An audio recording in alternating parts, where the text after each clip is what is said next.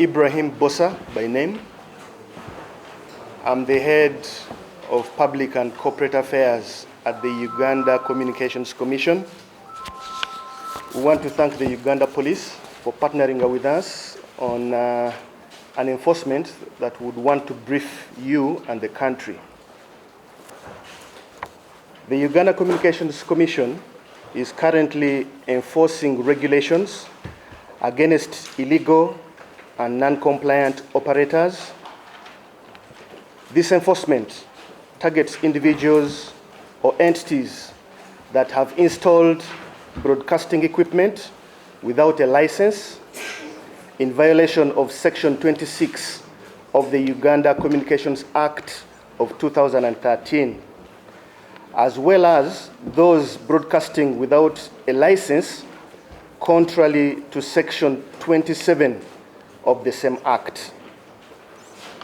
Additionally, the Commission is taking action against companies or individuals that provide telecommunication services, including Wi-Fi, without a license, or that set up telecommunication equipment without a license in violation of Section 22 of the Act. So we have an enforcement that is ongoing that is targeting 1, radio stations that are acting without a license, 2, operators of Bizindaalo, many call them community broadcasters, and 3, illegal telecom transmitters, technically called, it's link-to-link, point-to-point links.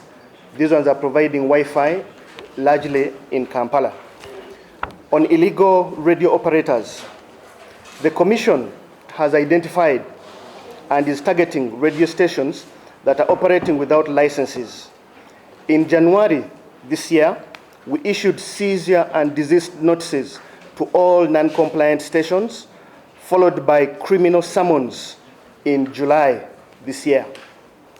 While some stations have voluntarily complied, there are still 17 radio stations across Uganda, located in Masaka, in Mubende, and Greater Masaka, including Luwero, that continue to operate illegally. Many of these stations have a significant influence in the area they operate. So once our enforcement actions are complete, we will issue a public notice listing the names of these non-compliant operators. On Bizindaalo are not permitted to operate by law. They are not licensed by the Uganda Communications Commission or any other entity in Uganda for purposes of broadcasting. Why? Because they disrupt public order and peace. So according to Section 5B of the Uganda Communications Act, the Commission is the only entity authorized to license communication services in Uganda. The Commission is committed in eliminating these services, and we are beginning with 20 cases for which we have already received complaints. And as we are enforcing on these, all those illegal broadcasters of Bizindaalo on our way will also be treated as such. So we will take further action to address this issue as we continue to the enforcement efforts. In terms of Bizindaalo, the enforcement team will confiscate any equipment used in the illegal operations. Once the equipment is confiscated, it is not to be returned, even if the individual later regularizes their radio station. After confiscation, the equipment will be disposed of responsibly according to the established disposal mechanisms. Additionally, the enforcement team will arrest individuals found conducting illegal broadcasting. Installing such equipment violates Section 26 of the Act and results into a fine of 30 million Uganda shillings or imprisonment up to 5 years, or both. Broadcasting without a license, which contravenes Section 27 of the Act, is punishable by a fine of 500,000 or imprisonment for up to 1 year. Point-to-point links that we call transmitters.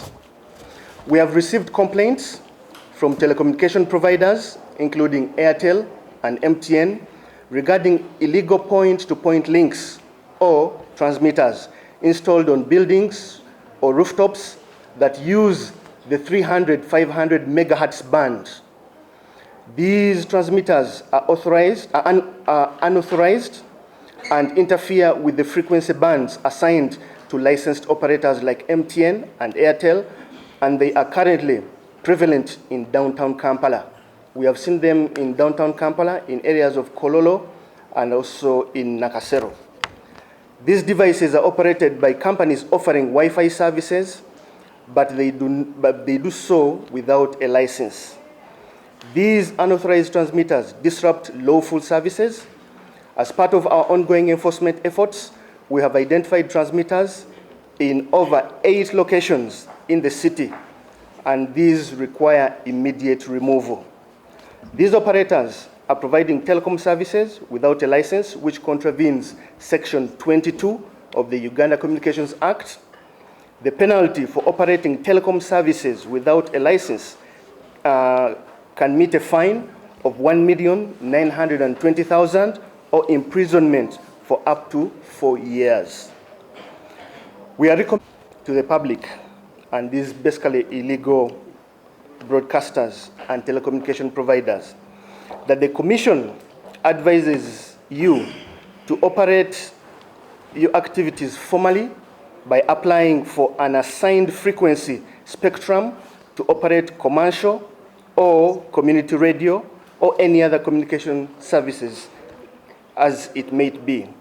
The Commission will then review the application and determine if a radio frequency is available in the area. If a frequency is available, it will be reserved, allowing the applicant to proceed with applying for a radio broadcasting license from the Commission.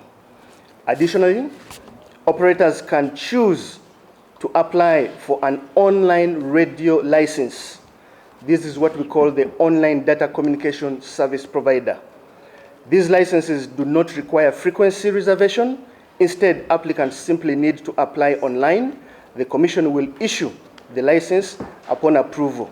This license fee is at 100,000 Uganda shillings. So the online is for people who want to do radio broadcasting. You can go online because you do not need spectrum for that purpose, and the license fee is only 100,000 Uganda shillings. Thank you very much. It's fake news. That campaign is designed to educate Ugandans, but also media houses, to desist from misinforming, disinforming, and also creating fake news. We know that there are people who do it sometimes unknowingly, but also those who do it very deliberately.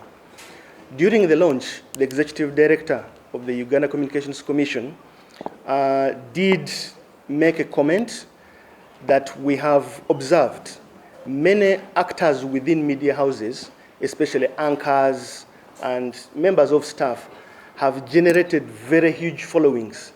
There are some members of staff in media houses that have followings that even rival a typical radio station or even a television station. But these people would always have certain comments, certain information they share while not on the job that could be classified as misinformation, could be disinformation, or could be even fake news. During that launch, a number of instances were actually shared.